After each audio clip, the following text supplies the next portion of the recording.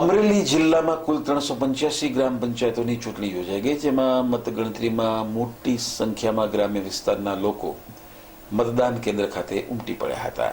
આ ચૂંટણીમાં કોંગ્રેસ કે ભાજપના નિશાન પર ચૂંટણી લડાતી નથી, પરંતુ બંને પક્ષના જ ઉમેદવારો ચૂંટણી લડતા હોય છે।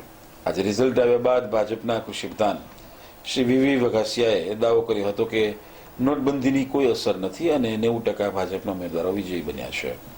આ તબક્કે તેમણે નાનકડું વિજય સરઘસ કાઢ્યું હતું અને ઉત્સવ મનાવ્યો હતો। અહેવાલ જિગ્નેશ ગળતિયા, સાવરકુંડલા। પંચાયતની ચૂંટણીઓના રિઝલ્ટ તમે આ નજરે જોવો છો। ભારતીય જનતા પાર્ટીની જે મોટાભાગના પરિણામો આવે છે એમાંથી 90% પંચાયતો ભારતીય જનતા પાર્ટીના ચોખ્ખે ચોખ્ખા કાર્યકર્તાઓ જીતીને આવે છે। સવારથી અહીંયા પરિણામો આવવા મળ્યા, એની સાથે સાથે લાઈન લાગી છે।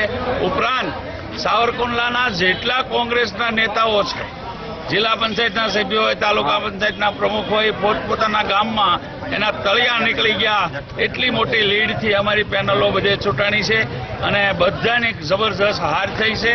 આમ તો એને સમજીને બધાને રાજીનામા દઈ અને ઘરે વહી જવું। સર, નોટબંધીની અસર ચૂંટણીમાં નોટબંધીની અસર થઈ હોય તો આવડા મોટા પરિણામ જ ન આવે ને। નોટબંધીની અસર થઈ એ બહુમતી લાવી જબરજસ્ત રીતે ગામડાની અંદર જબરજસ્ત ભાજપને પ્રતિસાદ મળ્યો છે અને અમારી પેનલો 90% ચૂંટાઈને અને નેતાઓના ગામમાં તમારે તપાસ કરી લેવી કે તાલુકા પંચાયતના પ્રમુખ, જિલ્લા પંચાયતના સભ્યો પોતાના ગામમાં પણ બે ઉમેદવાર ચૂંટાવી શક્યા નથી।